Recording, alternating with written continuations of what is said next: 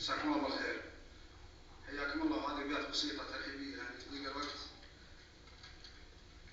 يقول تجمعنا وجمعنا الذي جعل هجرنا الحور، معزي راس محدود البلاد اللي تسيدها، فزع يوم انها ذل وظلام دامس وفتور، ثبت حكمها ورسى على البيد بواعدها، عليها شرك ما يشرق علينا في الصباح النور، وجاب لها عبود الماس واللول وقلدها، وحطت جائزه باسمه ما صارت قبل في عصور، تجيها كل بوشان الخليج اليوم تقصدها، ويرعاها امير الغير واسمه مشعل المشهور، وقولت عاش مشعل دائما حنا نرددها.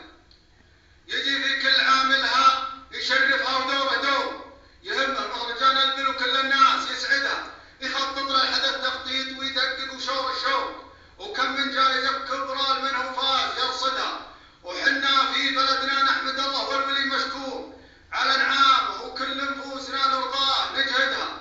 هلا يا ابن حبيب الشيخ ناصر يوم جيت تزور، من رجال عزيزه وانت شرف في مشاهدها، وابن خليل قرب من سجل التاريخ عنها سطور. هلا يا مرحبا سلطان شيخ القوم قايدها، وهيف اليوم شرفنا وهيف مردد مخبور، رجل ما قف وله وزنه وله نظره يبعدها، سعدنا بكم في جيتك نرمي في الطريق زهور، وكل قلوبنا يا هيف معلنت توددها، ومعرفتك مع المعروف ابو خالد ما هي مشهور، لها 20 عام وفوقها 5 سنة زودها، وسلام الى النشامات